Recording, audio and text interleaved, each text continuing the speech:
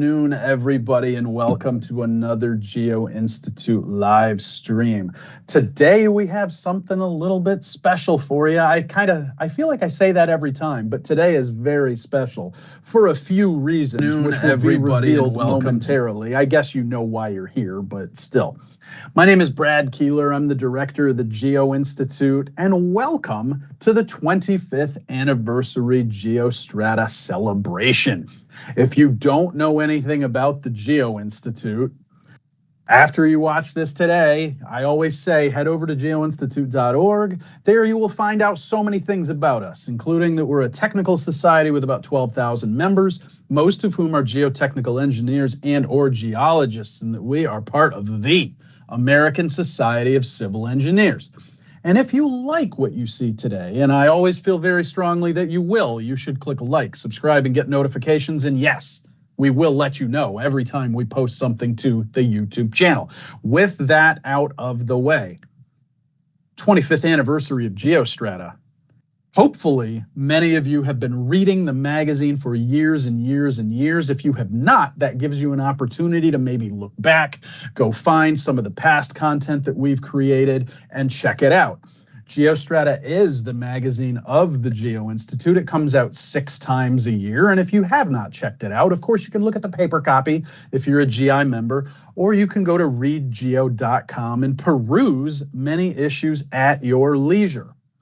Before we start today, we have a special message from ASCE Executive Director Tom Smith, wishing us all well and saying congratulations. And that's how I'll cue that up. Greetings and congratulations to the ASCE Geo-Institute and the GEOSTRATA team. And a sincere thank you to the editorial board under the wonderful leadership of Jim Withiam. And thanks to all the authors and geotechnical engineers who have advanced the geotechnical engineering profession and the careers of geotechnical engineers worldwide by sharing their time and talents through the GEOSTRATA magazine. Great job, congratulations, and thank you all, and best wishes for many more years of success.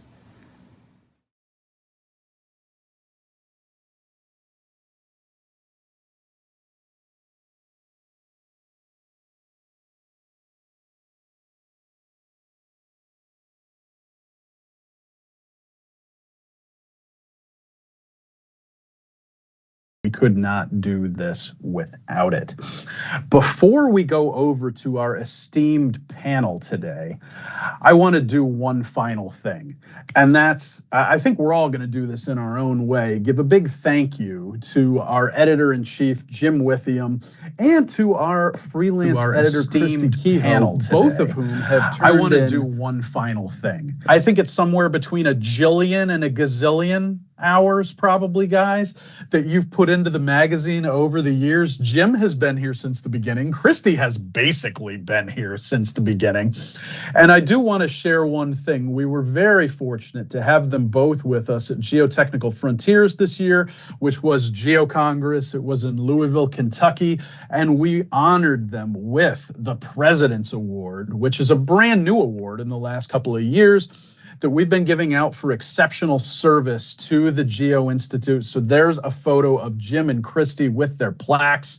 We were thrilled to be able to do that and to celebrate the magazine and the 25th anniversary and the two of them while we were out there in front of everybody in Louisville. So we've assembled the people that you see before you, this cast of characters from throughout GI space and time, who are going to talk to you today about the past, the present, the future of GEOSTRATA. And here to lead this exercise is former GI president, well, past GI president, also deputy executive director of ASCE, and all kinds of good things at ASCE and Geo-Institute. It is Larry Roth. Larry, I'll now turn it over to you, and congratulations, guys, to all of you on making this happen today. Hey, thank you, Brad, and hello, everybody. Welcome to this show on GEOSTRATA. As Brad said, I'm Larry Roth. I'm a retired geotechnical and civil engineer. In the mid-90s, I served on the executive committee of the Geotechnical Engineering Division, and during my tenure as chair of the executive committee, we transitioned from an ASCE technical division to one of the first two ASCE institutes. I had the honor of serving as the first president of the Geo-Institute, and I served 2 more years on the GI board as the ASCE presidential appointee. During this time, we hired John Durant as the Institute's executive director and Carol Bowers as the Geo-Institute director. Both were great choices. While serving on the GI board, one of our first key challenges was to create something other than a dues statement that would touch our members. Well, we began with Core Bits, a regular newsletter which remains part of GeoStrata, the magazine of the Geo-Institute. Ron Smith, who served as the 3rd GI president, was inspired to create GeoStrata as the Institute's magazine. His dogged determination was instrumental in making GeoStrata a reality. Ron also targeted Jim Withiam as its first editor-in-chief, another great choice. In 2000, I joined ASCE staff as the deputy executive director when we launched GeoStrata. To celebrate the magazine's quarter century of publication, I'm here to moderate the interviews with several people who were also there at its birth. They have been responsible for its success, and many of them remain responsible for delivering each issue to you. Now, before I launch into questions for our GeoStrata representatives today, I'd like to assert my editorial prerogative to offer my thanks and congratulations to the editor-in-chief, Jim Withiam.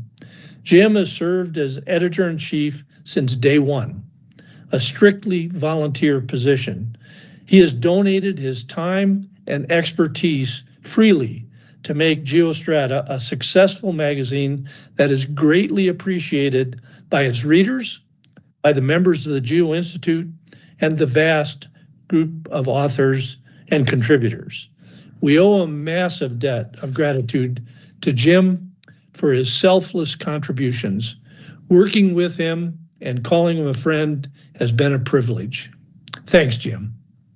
So, as GeoStrata's editor-in-chief, who's on today's call and why are we here?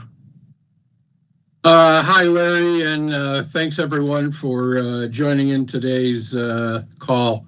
I'm Jim Withiam. As Larry has pointed out, I'm GeoStrata's editor-in-chief. As editor-in-chief, I'm responsible for planning issues, selecting editorial content, and securing authors for each of the issues, and oversight of the technical and quality of editorial reviews. Carol Bowers was the GI director and actually the first director of the Geo-Institute when the magazine was being planned and put into publication, and then she was there for the next 10 years of the magazine's production. Jeff Dunn has been with GeoStrata as a GeoStrata editor since 2004, and a regular interviewer as part of the GeoStrata Extra program. So you may have seen Jeff there. Chris Woods has been an editor since 2015, and he's also a regular interviewer on the GeoStrata Extra programs. Mary Nodine. Mary has been an editor since 2016. It's GeoPoet since 2008, and also a regular interviewer for GeoStrata Extra programs. And last is Christie Kehoe. Christie began as GeoStrata's content coordinator in 2004. After a few years, she took some time off to raise her daughter, who just completed her first year of college, but returned in 2013. She reviews and oversees all editorial aspects of each issue and then some. She's the one that makes everything, puts everything together and makes it look pretty for us. Hey, thanks Christie. Jim. I'll get back to you and to the other panel members soon, but first, I'd like to direct a question to Carol Bowers. For those who don't know, Carol served as the first director of the Geo-Institute, and from firsthand experience, I've learned that Carol excelled at leading from behind, which is a priceless trait for members of staff. Carol, you had a plateful helping to launch the Geo-Institute. What was it like to get GeoStrata off the ground? Well, it was certainly a challenging time. Not everyone was on board and convinced that institutes as a whole were a good strategy for ASCE. That included both on the member and the staff sides. So the thing I remember most is the balance that was required as a staff person, particularly because there were so many competing interests. We had the GI board, we had the GI members that were active in ISSMGE, we had the ASCE staff leadership and ASCE publications all involved. For instance, the GI board was completely gung-ho, full steam ahead, but some of the GI members active in ISSMGE weren't so sure we needed anything other than geotechnical news, which we had at the time. And then the ASCE staff leadership didn't necessarily want to create precedents, knowing that more institutes were on the way and would want parity with GI. And then, of course, they were also worried about the budget. And then ASCE Publications wasn't convinced that this was a good business decision. Considering ASCE already had Civil Engineering Magazine, which was very successful, and that often included geotechnical material and advertising. So the key was that we had to make sure all sides were heard and felt heard. We had many teleconferences and no Zoom calls because there was no Zoom then, and in-person meetings with the different stakeholder groups, both individually and then we would bring them together. Eventually, Ron Smith ended up writing a memo to the membership that was about addressing member concerns regarding the GI magazine. And he thoroughly explained the GI board's rationale regarding the need and the cost analysis and the ultimate benefit to GI members. So the rest, as we say, is history. However, I would like to note that at least as far as I know, no other institutes jumped on that magazine bandwagon in quite the same way as GI, although many asked about it, and I think several talked with Jim about that.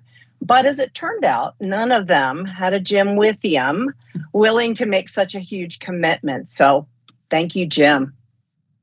Well, that's for sure. Thanks, Carol. So Jim, how did you learn about plans for a GI magazine and then become its first editor-in-chief, first and only?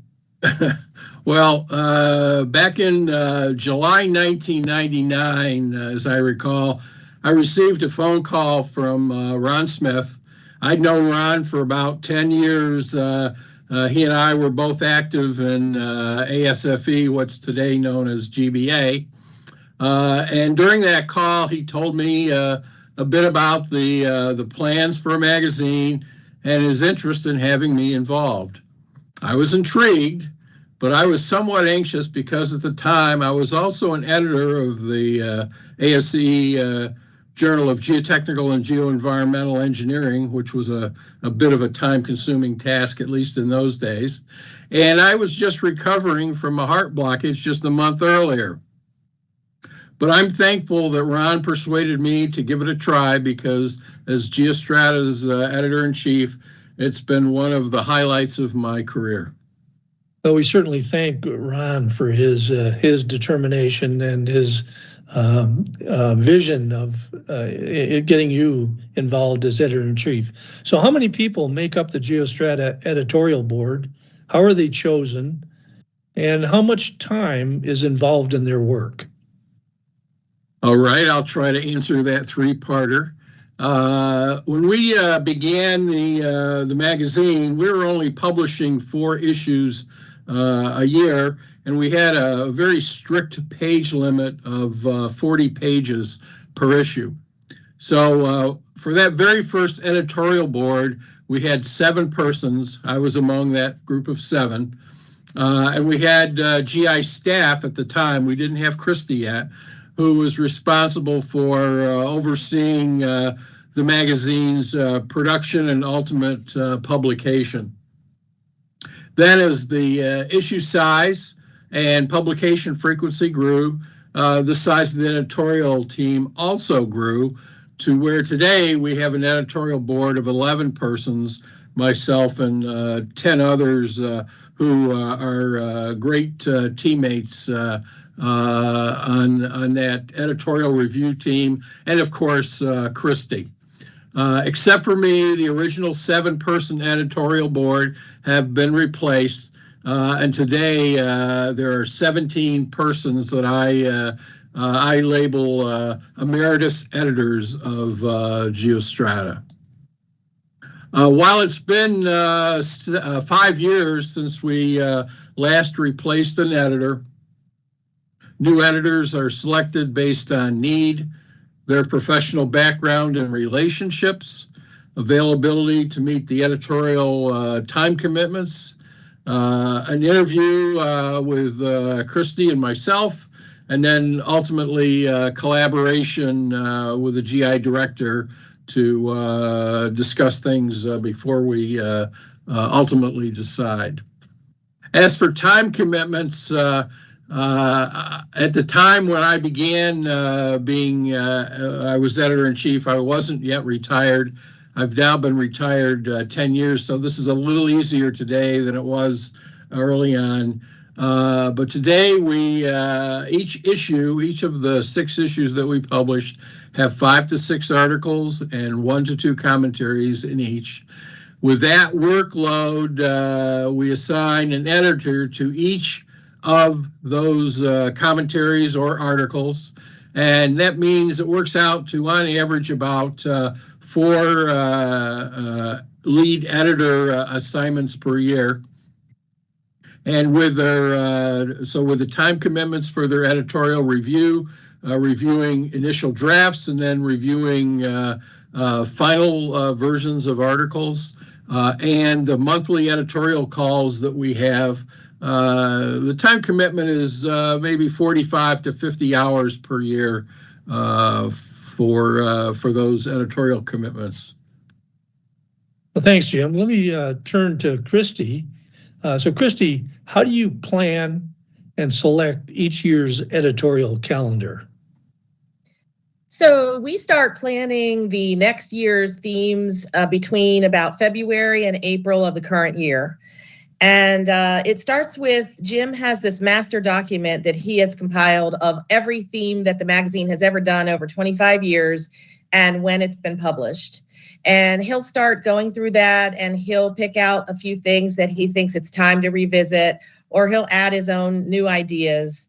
Then we'll have an annual editors planning meeting, and we will go through that document, and the editors will pick a few themes that they particularly like, maybe 3 or 4, and they'll talk about why they think they should be used.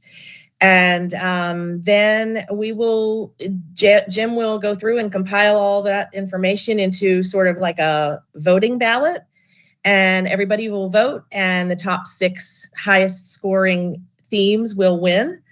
And then occasionally we'll have a theme that we'll push to the front because we think we have likely availability of editorial content for that. Or it might match up with a GI specialty conference, and so we might add that into the mix.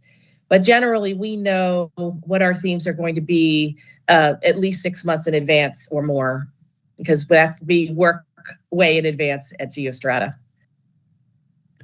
So let's take a snapshot of the magazine's history. Can you walk us through that, Jim? Sure, Larry.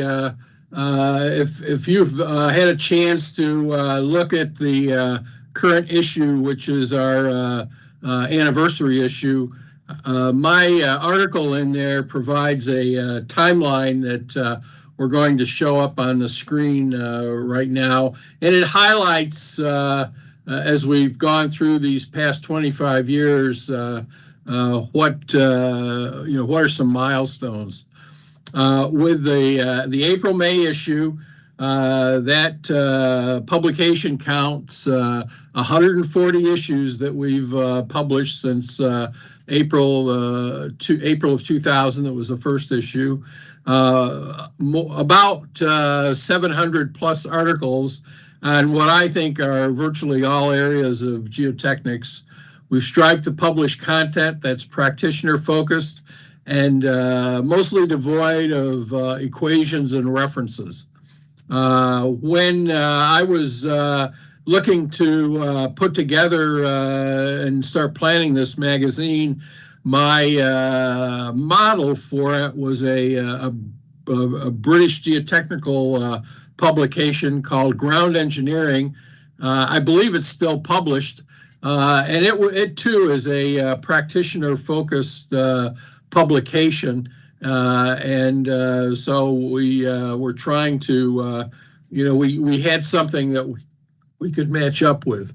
But some of the highlights from the timeline, in the October 2001 issue, we published the first geocurmudgeon article. Now, geocurmudgeon was a name that we came up with for our dear friend John Bachner. At the time, he was executive director of ASFE, and he was someone who, in the planning stages of the magazine, was very helpful in sharing his thoughts and ideas on what the magazine should look like. And those geocurmudgeon articles over the years have covered things like proper English, business management issues, all types of things that John was very instrumental in bringing awareness of these topics to ASFE members, and he shared them with our readers.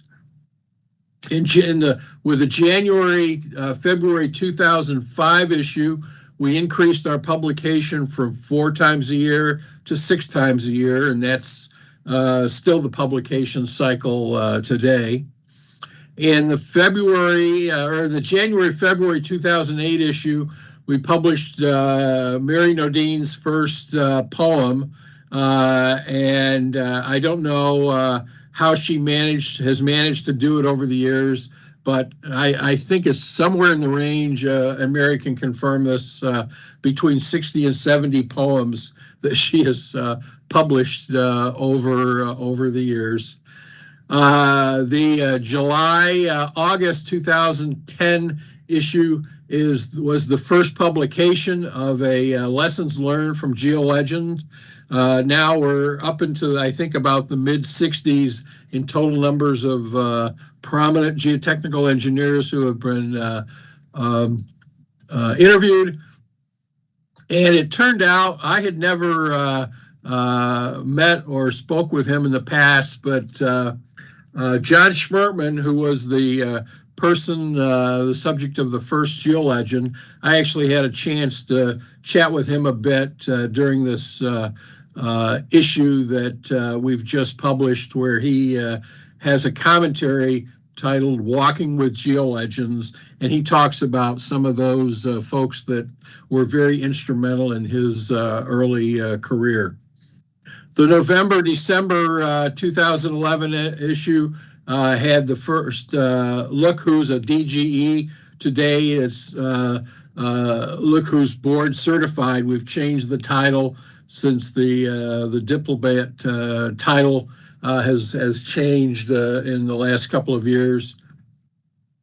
In the May-June issue 2015, we published the first What's New in Geo, and this was an effort that editor Mike McGuire at Lafayette University took on, and was trying to give our readers a little heads up as to some of the new things that were coming to practitioners in the coming years.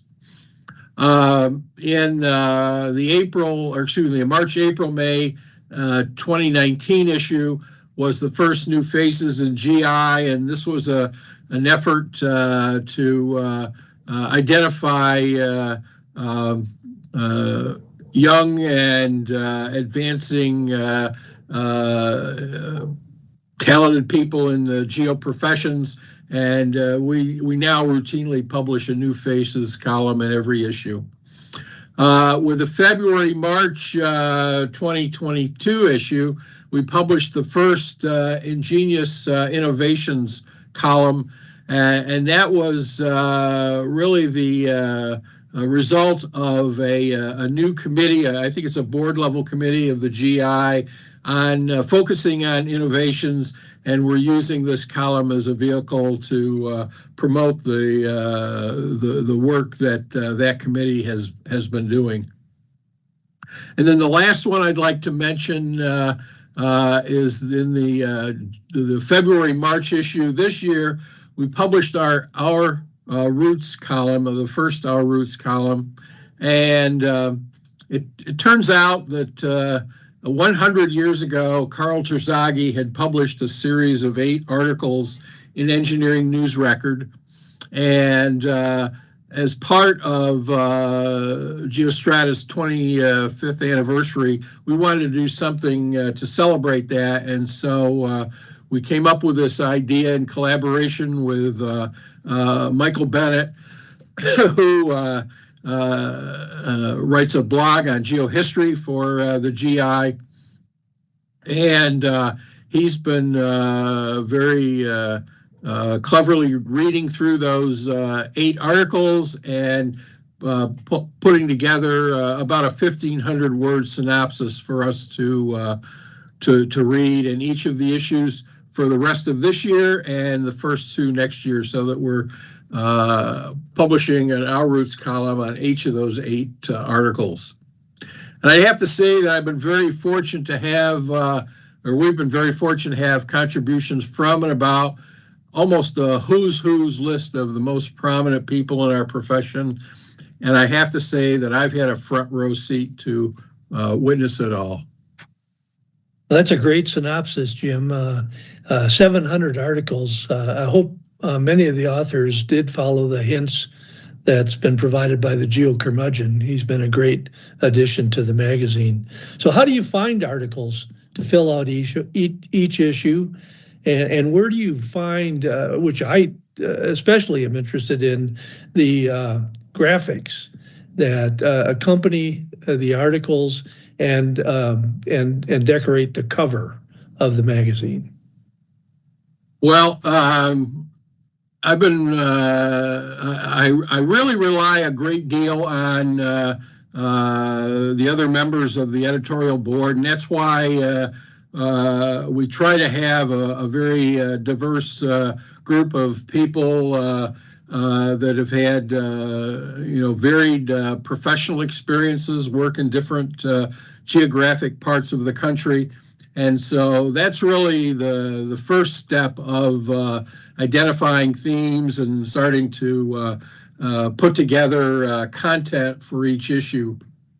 So when we go through and we start initially asking, I ask editors, what's your preference for the coming year? And someone brings up a theme that I'm a little questioning about how we're going to fill out content for that issue. The first thing I'll ask is, well, do you have any suggestions as to what might go in there? And most usually they do have great feedback. But beyond the editorial board, I also reach out to the folks that are members, the chairs of the GI technical committees. They're a great resource, and I also will reach out to industry leaders who are experts in particular areas. I guess the most recent example of where I worked with a committee was the first issue this year was on unsaturated soil geotechnics, and I have to admit, it's a topic I don't know a whole lot about. So I reached out to the GI Unsaturated Soil Committee, who were very prompt in coming back with 5 article topics and authors, and actually commitments for those articles. So when someone comes to me with so much of that work already done, it's really very helpful in making sure that we're going to be able to deliver on a particular theme for the coming year. I found that over the years, the graphics that we use in articles and on the covers have become increasingly more important to give the magazine the type of look that we hope to achieve. And they're also great for adding a little pizzazz to each of the articles.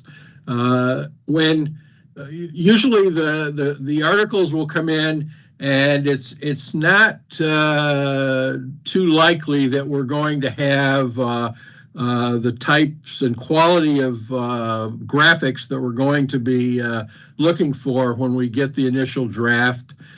So Christie and I will start looking at those graphics. We'll look at we refer to them as the digital stats, what's their size and digital resolution, to make sure that they're going to be suitable for publication in GeoStrata. Probably the most extreme example of reaching out for graphics was the article in the current issue that was authored by Enrique Farfan, and that's the Chat GPT interview speaking with Carl Terzaghi. And of course, we had no person that we could really reach out to ask for the graphics. And so what we ended up doing, with some help of some other people, I reached out to the Terzaghi Library at the Norwegian Geotechnical Institute in Oslo, and with the very great and gracious help of their knowledge manager, Ellen Radham, we were able to go through, I think it was about 11 albums of photos. She sent me a low resolution photos of those entire albums, and then I went through and picked out the ones that we were looking for, and then she sent high resolution versions. So I have to give a big shout out to her, but also to all the other folks who help put together the content. You know, without the authors and the others that support them, we really wouldn't have a magazine. So while we're here today giving credit to the editorial board, I have to make a big shout out to the group of folks in our professional community who have contributed so graciously over the years. So back to Christie for a moment. I'm sure some of our listeners would be very interested in hearing about the challenges of putting together the magazine that our readers have come to appreciate. Yes, well, there are many challenges, but I will talk about a couple. The first one is low resolution graphics. This is a problem for everybody. I don't think anybody quite gets it. Even the editors sometimes don't get it.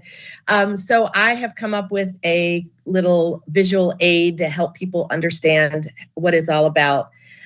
So let's say that your aunt has knitted you a sweater and it looks like this, and she got confused and she made it a child's size sweater, and it's just really tiny. It doesn't have a lot of threads, and it's very difficult for you to fit into this. But you try, you put it on because you want to tell your aunt that you at least tried it on. And when you do that, you have to you stretch it out because you're much bigger than this sweater was made for. And I don't know if it shows up on the camera, but you see all these holes start to appear between the threads. And essentially, if this was a graphic, these stitches would be dots of ink on a printed page. And the bigger that they spread and the more spaces are between the stitches, the more blurry the graphic will look to the human eye. And of course, in a magazine, we want nice, crisp graphics. And so this graphic, if this were a graphic, would have to be used at a very small size on the page. And if our graphic designer wanted to enlarge it, she couldn't, because it would just get blurrier and blurrier. And a lot of times we need graphics that are 5 inches wide, or we need to spread them across an entire page. And that's just not going to work with this. So you go back to your aunt and you say, okay, that didn't work. Could you make me a new sweater that's in an adult size? And she comes up with this. And as you can see, there's more thread in it. I'm sorry, the background is blurring this out. And there's not a hole, there are no holes in between. So if you put this on, it's made for an adult. So you can stretch in this, you can move around, no problem whatsoever.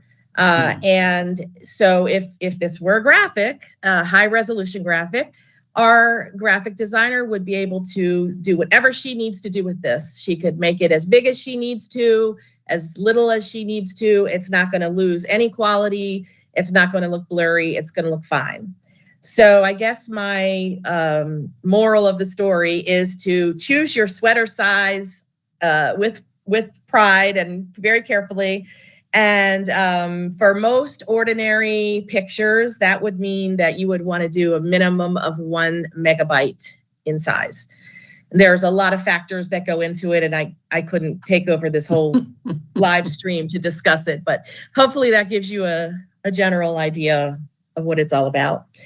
Another challenge that I see a lot is articles that are written with a very technical jargon.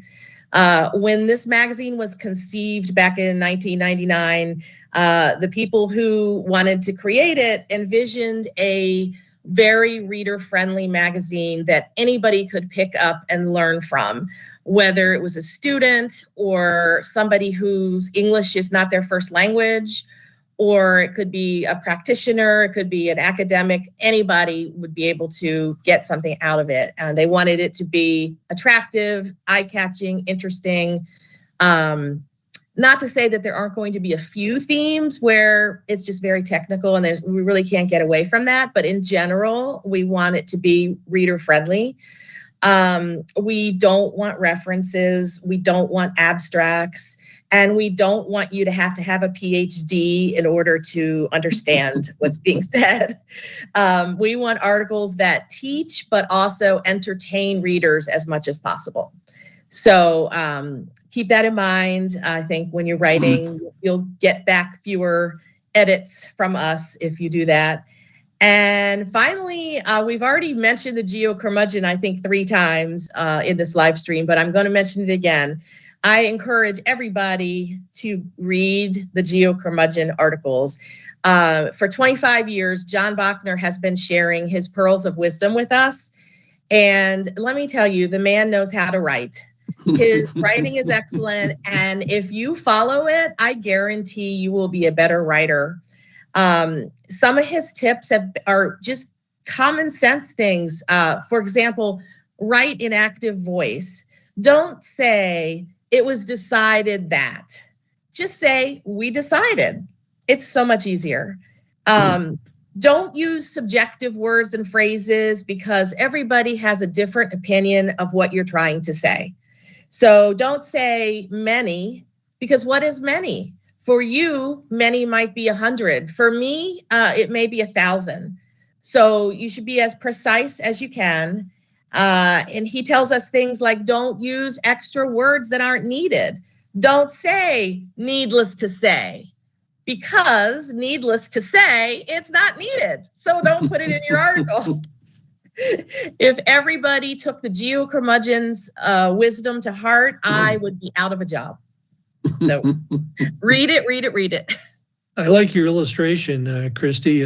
Unfortunately, all the sweaters that have been knit for me look like they came from Omar the tent maker. But let me trade now. Go to Jeff and ask, how did you first get involved with the editorial board, Jeff, and what keeps you involved after more than 20 years?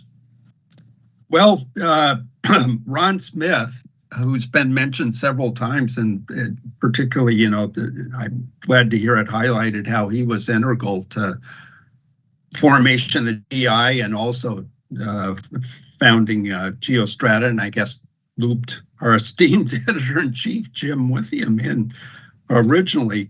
Ron and I, back in the early 2000s, were both working at Kleinfelder and were part of the technical leadership of the firm at the time. Ron was our chief technical officer, and I guess thinking about it, he was my boss, but he always seemed much more like a friend and colleague than a direct supervisor. But one day he came to my office and he said, "I'm sure you read GeoStrata, don't you?" And I did, right from its inception. And he said, "There's some openings coming up on the editorial board. Would you be interested?"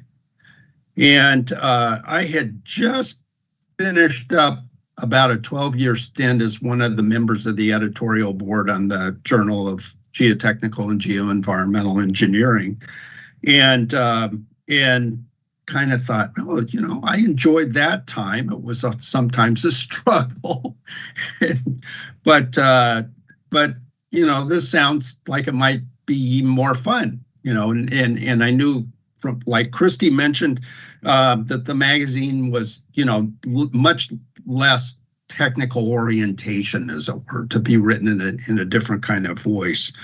And so I said, yeah, I'd be interested. I kind of jumped at the chance, actually, I think, and it told Ron, sure. And he said, okay, well, I'll pass your name on to Jim Withiam, and I assume he probably sent Jim my CV. I don't remember having a formal interview. I do remember a phone call from Jim, and maybe that was my interview. I guess I passed. So, but next thing I knew, I had been asked to join the editorial board. And I remember our first board meeting, which at that time was by conference call. As was mentioned, we didn't have Zoom and tools like that, but I remember at the very beginning of it, I'm thinking, wow, everybody else has been around for a while and I'm the rookie. And I was like, being the newcomer, I guess you're a little bit nervous. But I remember that by the end of that first call, which I came away with my first lead editor assignment for an article, I felt very comfortable about what needed to be done. And Jim and Carol, I remember you.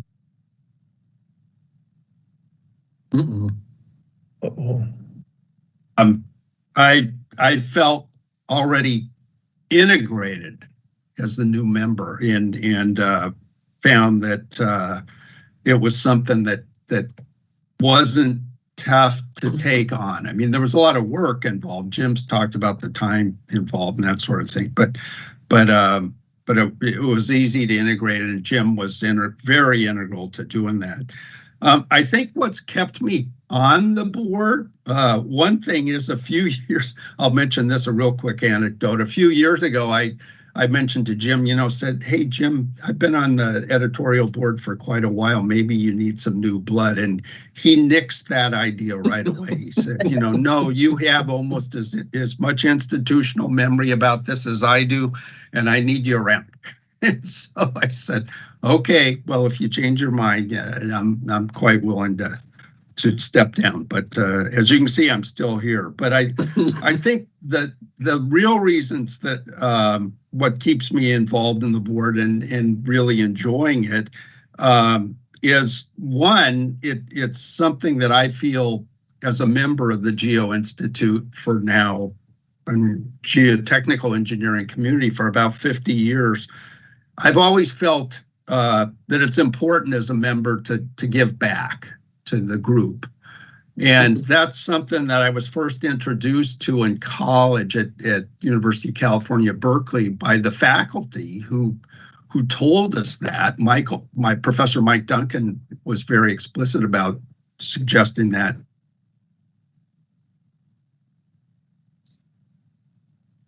And the geotechnical engineering division, and that's part of being a good engineer and part of a good career. And so that I had that kind of thing. And then, in the years that I've been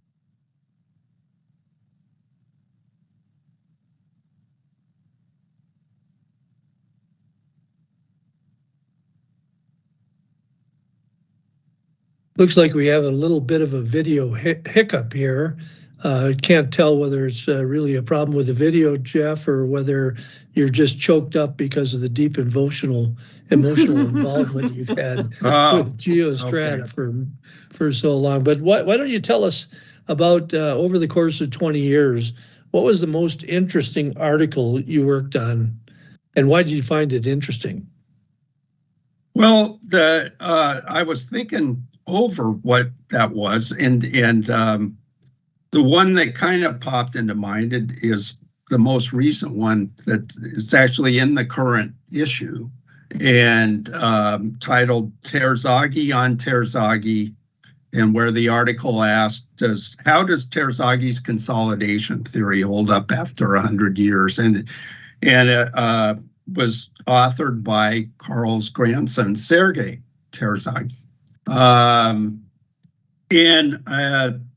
Part of it, I think, the fact that it's relatively fresh in my mind contributes. But the thing that really I enjoyed about that article and found very interesting was it brought up a lot of technical aspects, as our articles do, a mix, and it goes up and down depending on the article. But it brought in some human elements to it, and not just technical stuff, but the human aspects of geotechnical engineering in our field. And it's mentioned in the article briefly that what's known as sometimes referred to as the Fillinger affair, which was a conflict that Carl Terzaghi had with a colleague at the university in Vienna, and unfortunately had a rather sad outcome, as is covered in the article. But in the course of working with Sergei on the article, Jim provided some background publications that had been written some years that went into a lot more detail about this whole situation. And what I really enjoyed was just that human aspect, that something it adds some extra to the technical parts of our business and in the human interaction. So I'd heard that affair mentioned 50 years ago, but having the chance to hear about it again, hear about it in more detail, was what I think made that article, and articles like that have that element, very much more interesting in my mind. Yeah, I couldn't agree more.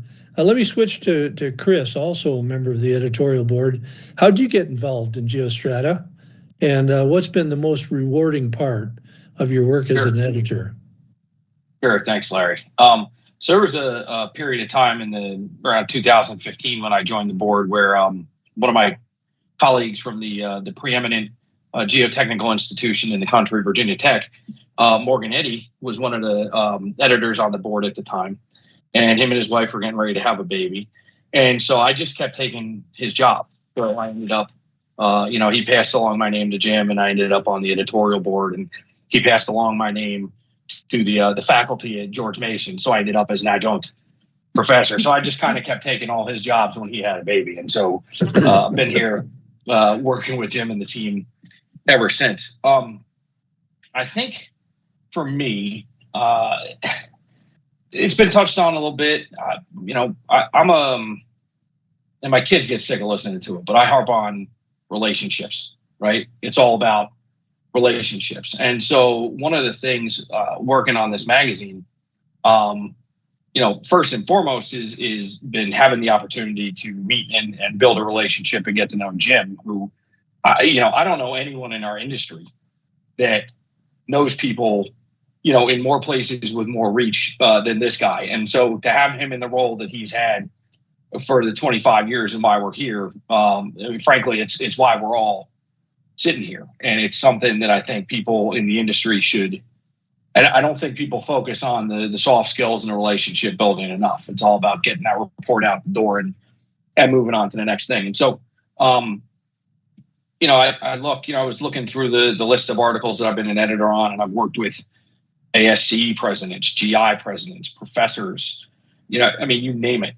And I've had the chance to interact. Larry, I've worked with you on an article before, right? So it's been profoundly rewarding to be able to work with so many people across the industry and get to know people through the process. That's great. That's great. Can you, like Jeff, describe the most memorable article you've worked on? Yeah, this is probably going to come across as a shameless self-promotion, but actually the one that I enjoyed the most as an editor, I also participated in as an author. And so a couple of years ago, myself, Matt Glisson, who's the executive or the technical activities director with the Foundations Institute, and then Tony Marinucci, who pretty much, like Jim, knows everyone in this industry. He's the lead geotech for Google. We got together on an idea. There's a lot of entrepreneurs. There's a lot of people in this industry, right? Most of us go through that process. You go to college, and then you find out, hey, I like dirt. And then you go to college again, and then you go drill holes, and you go build stuff. And there's this linear process that we all go through working in this industry. Well, that's part of it, but there's also we all use software. We all use different instruments in the field. We all use different programs, different equipment. There's different, ground improvement technologies that come up, all the time. And so the question we kind of came up with was like, where does this stuff come from? So Matt and Tony and I got together and we interviewed several folks throughout the industry, Cord Wisman, George Fishalko, Roz Mogadam, Dimitrios Konstantakos, guys that are, software, ground improvement, these different things that they started, and kind of talk through the process of how they started what they did. And we kind of distilled it down to develop an article that I think is pretty unique when you look back on the 25 years of GeoStrata in terms of just what were the concepts, what were the process, what were the, where were the parts along the process where you got kicked in the teeth, where were the successes, and what did you learn and how did you get there? And so that was probably the one that I've enjoyed the most and look back on the most fondly. That's great. Thank you. Now I'd like to switch to my favorite poet, Mary. So before you became a GeoStrata editor, the readers first got to know you as the magazine's poet laureate. How did you start writing poetry about soil and dirt and geotechnical engineering? And how did you come to publish your first poem in GeoStrata? So I liked to write poetry in middle school. I'm not sure I should have been an engineer in the first place sometimes, but I dabbled in poetry about soil as a college student and then got serious about it when I was an entry-level engineer at GEI Consultants in Boston. This may not be as true today, but there were a lot of times that as an entry-level engineer, I was waiting around a lot. So I would spend a lot of time like watching sieves shake and waiting for proctors to do their thing and watching drill rigs move to the next hole. And I would fill that time by doing things like writing poetry. And my colleagues really seemed to enjoy it. So it kind of picked up and I would put together volumes for Christmas, just kind of internal to GEI. When I fast forward, I went to grad school, I moved to Arkansas and ended up writing a poem about Boston blue clay. And I guess I was feeling homesick and I just wrote this poem about an ode to Boston blue clay. And of all people, my dad read it and he was like, "This is really good, Mary. You should send it to a journal." And I said, I don't think a journal would accept this poem, but there's this magazine called GeoStrata. Maybe I'll send it to them. So I just sent it to Jim on a whim, and he liked it and said he was going to publish it. And then pretty soon after, he said, will you write one for the next issue? And I was like, oh no, what do I got myself into? And so that I definitely went at that time from writing poetry for fun to writing poetry to a magazine deadline, which was a different experience, but still very fun and rewarding. That's how I got started. I can tell you that I can relate to all the waiting we have to do with laboratory testing and field exploration, but it never occurred to me that writing poetry might be a good way to fill the time. So, I also noticed that people now like have cell phones, you know. I would like sit there watching Micropiles and there was no smartphone. So where do you find your inspiration? What's your muse to come up with the topics that you write for GeoStrata? So it's always the easiest for me to write something that I feel strongly about. I'm sure that's true of anybody writing anything, right? So sometimes it's things that I like just find intrinsically interesting, and that could be construction equipment or a project. A lot of times it's projects that are emotional, like either I worked so hard on it and it's this giant excavation and I just think it's so cool and I want to write about it, or a project that like completely drives me insane, like every pile cap has obstructions and I'm just like going crazy, and I end up writing a poem about that. One thing that I'm sure people who have followed my poems for a long time have noticed that I do a lot of anthropomorphizing. Jim said I should define this because that's like humanizing things. So everything from like bearing capacity factors, soil samples, augers. I have a lot of fun with that. Like the second I can kind of put a personality to something, it's very easy for me to write a poem about it. And if I don't have a topic, I've often gone with the issue theme. So like I'll look at some of the articles and kind of get inspired by those. I do have to say that as I've gotten older, life has gotten busier. I have kids.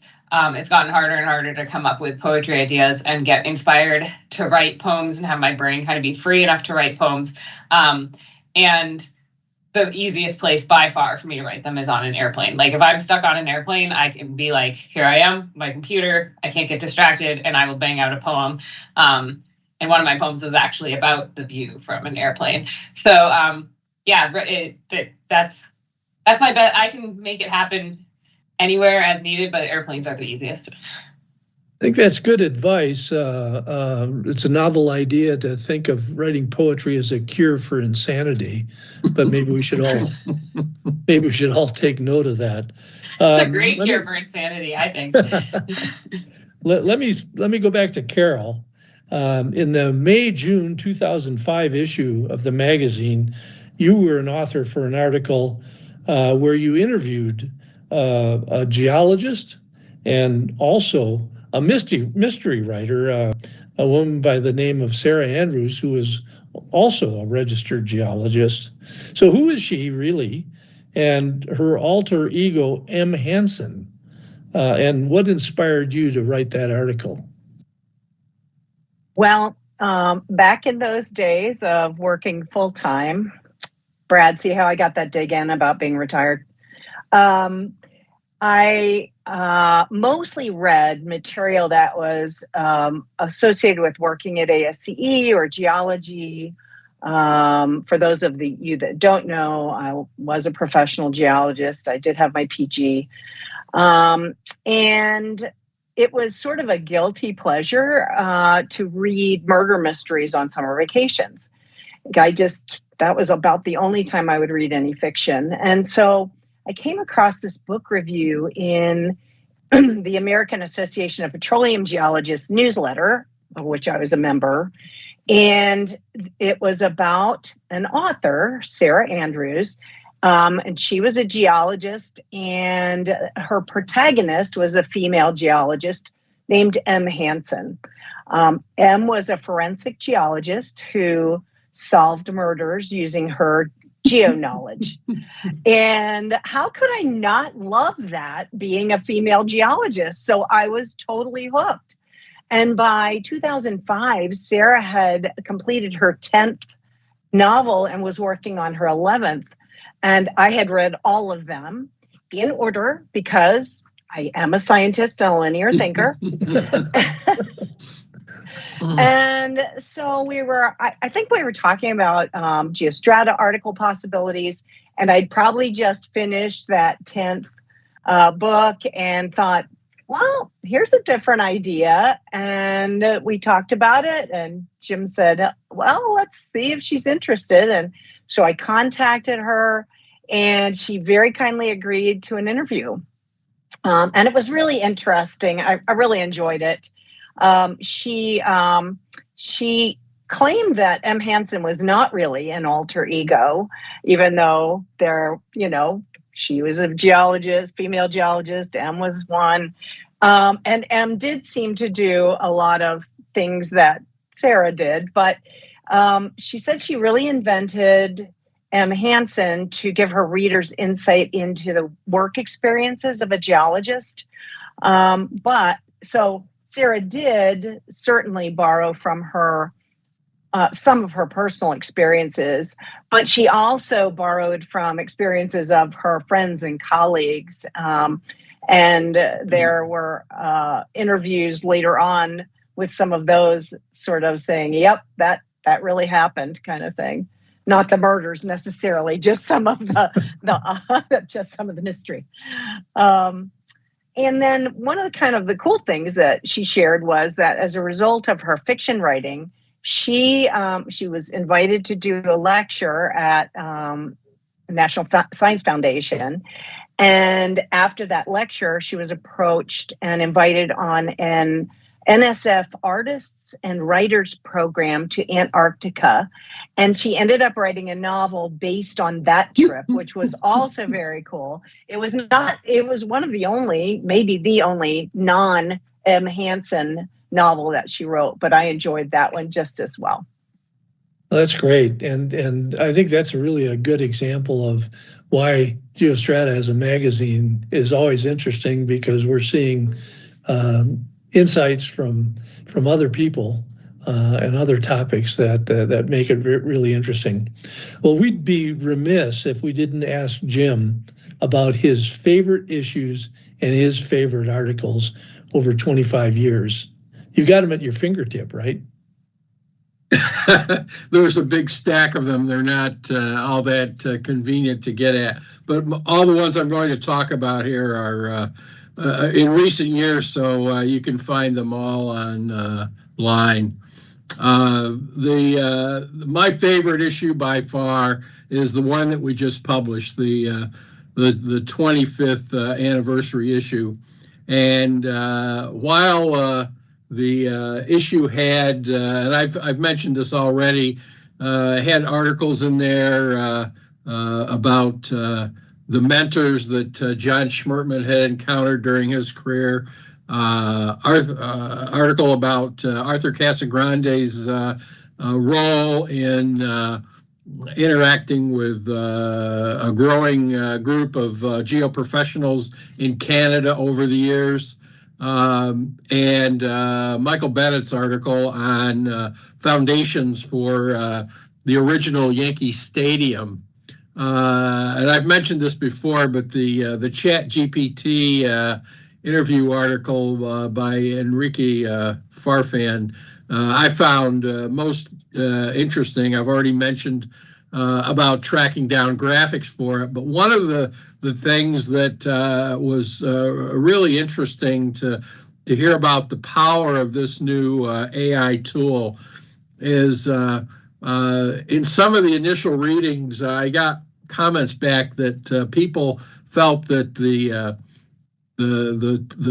tone of the answers that Terzagh's alter ego was giving were a little too soft-hearted and kindly, when they felt that he had a little gruffer way of speaking.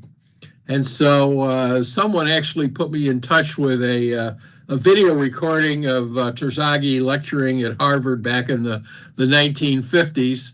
I sent that to Enrique, and he must have turned a little switch because he was able to get what we collectively thought was the right tone in Terzaghi, even though none of us had ever really known him personally, and until I heard that video, I had never heard his speaking voice. So that's in the current issue. My next most favorite issue is the anniversary we did for our 20th anniversary back in March, April of 2020.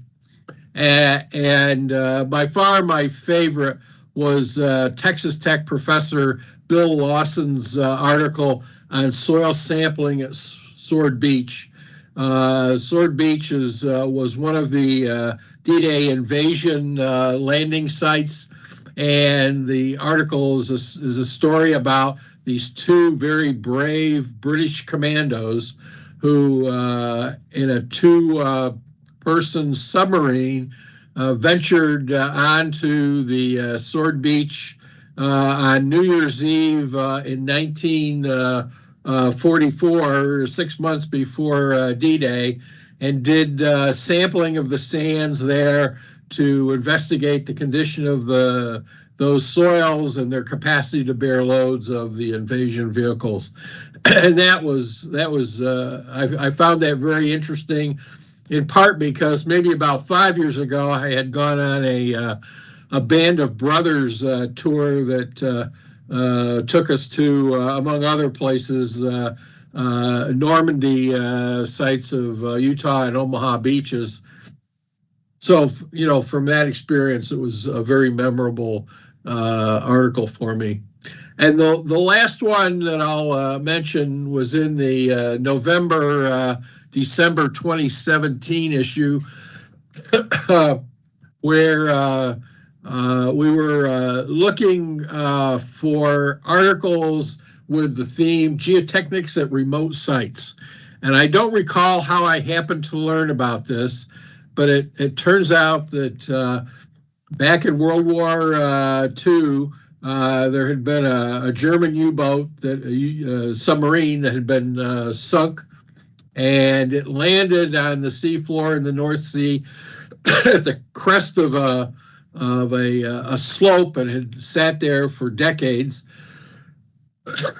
But they had determined that there was mercury leaking from the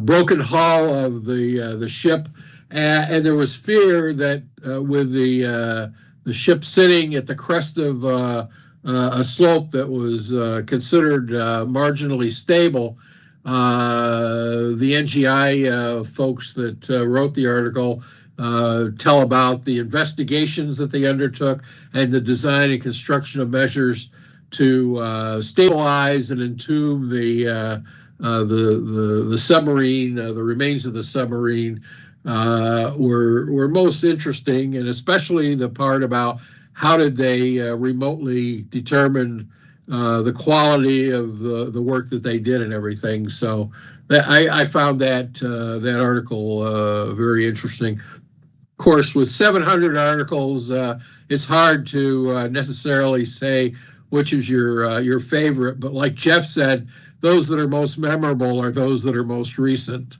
So I think that if I were to go back and look at earlier issues, I'd probably find some others, but those are sort of lost to history, Larry. So if I got this right, Jim, your favorite two of your favorite magazine issues were the 20th anniversary and the 25th anniversary. And I, for one, will be very much looking forward to your contributions to the 30th anniversary. Right? I thought you were going to say 50th.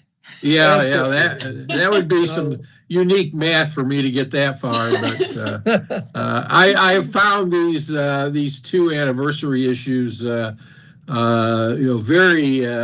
interesting to work on.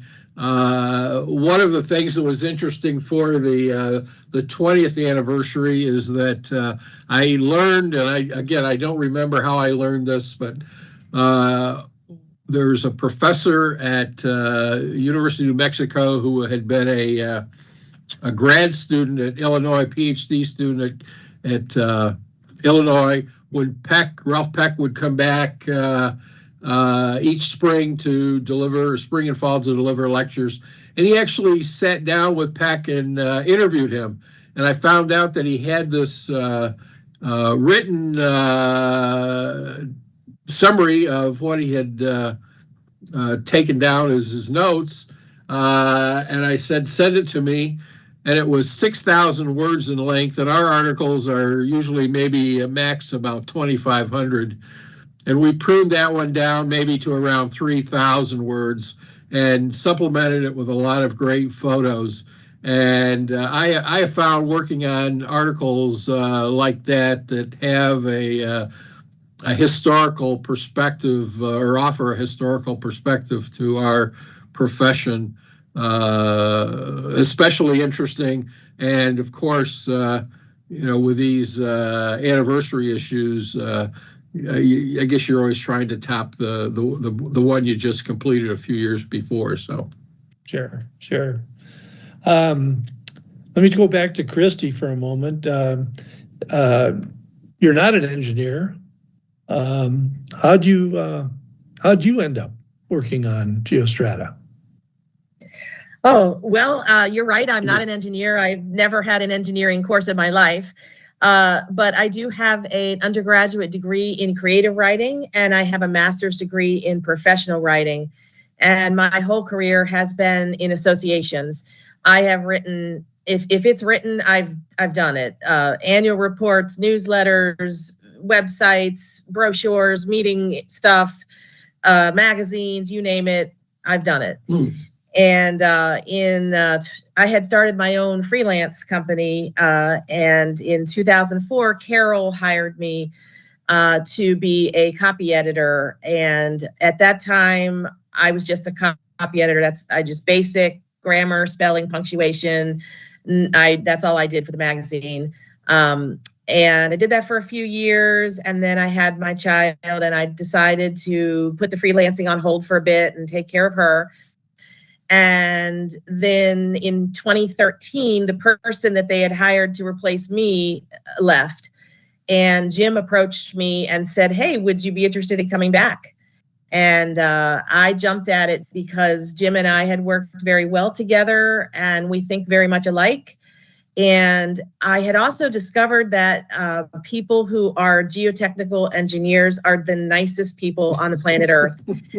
And I just thought, well, yeah, I'll come back for sure. And I did. And second time around, I started to develop a lot more responsibility than what I had the first time.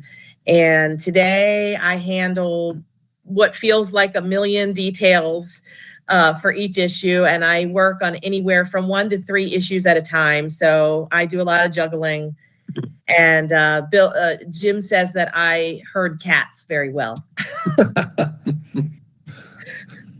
Well, we really appreciate that, and we very much appreciate everything that you've done for the magazine. Having reviewed numerous engineering reports, I can sympathize with correcting punctuation, grammar, and the passive voice. So I want to thank all our panel members. They're really great discussion today. And Brad, have you been monitoring questions from our listeners? And do you have some that you'd like to share with us? Yeah, let's do a couple of these. We had, a few are relatively direct to individuals. I think I'm going to broaden them up. But first, while I'm doing that, Jim, you talked about your favorite issues. What about your favorite covers? And I know Christie is really close to these too, so the two of you might have to both weigh in on this one. I guess the favorite cover was the one we did maybe about 5 or 6 years ago. We called it Geotechnics of Our Neighbors or something like that. And what we were trying to do was to have an issue where the editorial content in it was from authors from Canada and from Mexico. And we were struggling to figure out what we were going to do for a cover. And working with the graphic design team that we had at the time, we supplied them with a geologic map of North and Central America. And I don't know how he did this graphically, but somehow he managed to shape that map over a globe surface. So you're looking at a globe of North America, Central America, and it's surrounded by oceans. And but that geologic map is warped around the globe. So I'd have to say that of all the covers that we've done, that's one that comes to mind as the most interesting and challenging to put together. Maybe it's a simple thing graphically if you have the right software, but what about you, Kristie? Hey, they're all my babies. I don't know. It's hard to pick. I think a few years ago we did a diversity, equity, and inclusion issue, and the cover was layers of GEOSTRATA, and I thought that was a cool thing to sort of incorporate into a cover. They were all different colors and shades and textures, and but they're all my babies. Larry, I think we got to ask one to you too. You're the only person on this panel who I think saw GeoStrata from both sides, both as a member and then as a member of staff. What was different about that for you?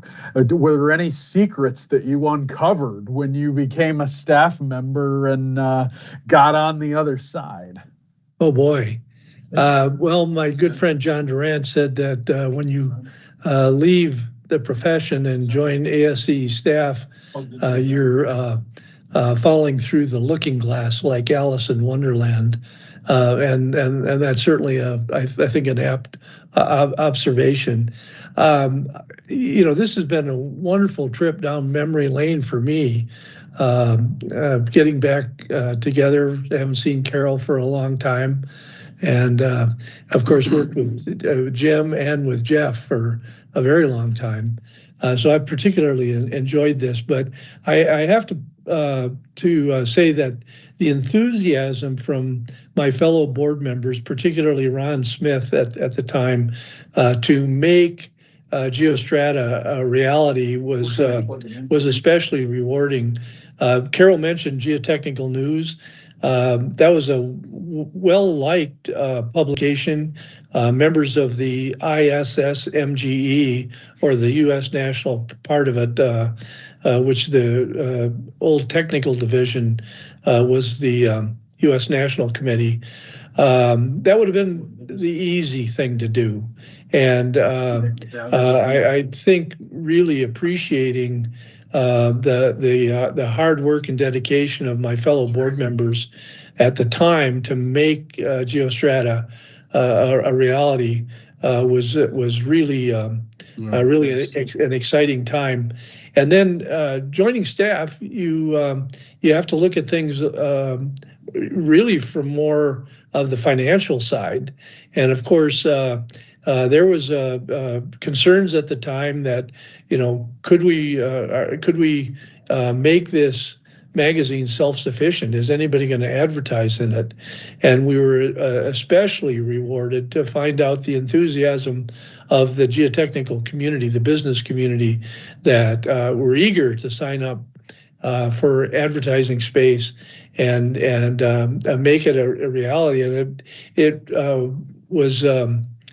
Carol had mentioned that the publication staff were really concerned whether we could get the advertising, and then if we could, would it cannibalize Civil Engineering Magazine? And we had to do a little bit of fine balancing at the time, but as we've discussed here, the rest is history. It's been just a wonderful magazine, and I think it's provided Geo-Institute members with an extremely valuable tool about what's going on in our profession and current. And also because it's so well done, we can take real pride as geotechnical engineers, as members of the Geo-Institute, that we have this vehicle, this magazine that really highlights our profession and makes it come alive, and everything you've heard about the efforts of writing and correcting and editing and getting graphics has really made it an incredible success. So I really congratulate everybody that's on this call for making it happen. I want to wrap up with this, I think. We've talked a lot about the past and even a little bit about the present now. Let's wrap up by thinking about the future. And this is for anybody who wants to weigh in. Just jump in. This is our final question today.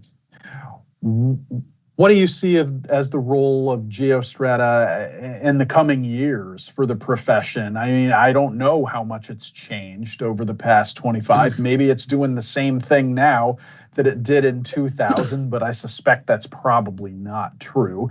So what of the future of GeoStrata? Open question.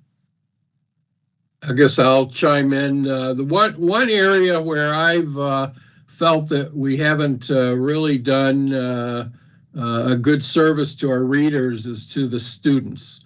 I think and I don't know that we really have a vehicle in place with the student groups to get news content and other things from them, but the occasional instances where we have been able to publish that content, I think it's been well received, but it would be great if there was a mechanism to make that happen more frequently.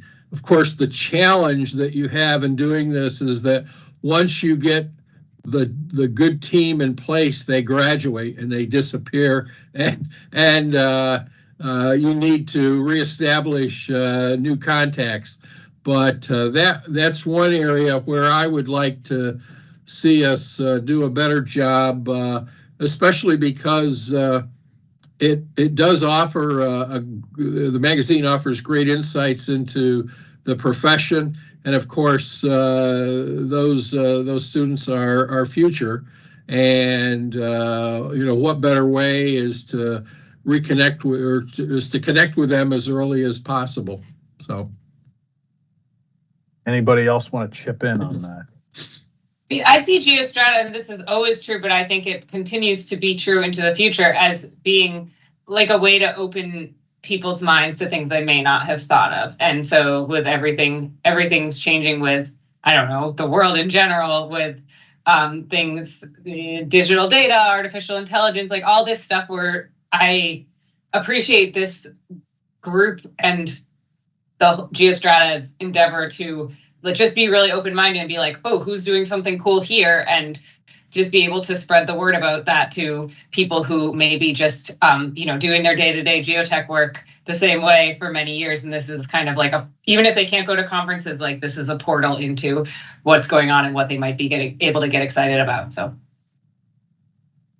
that's a role that I see.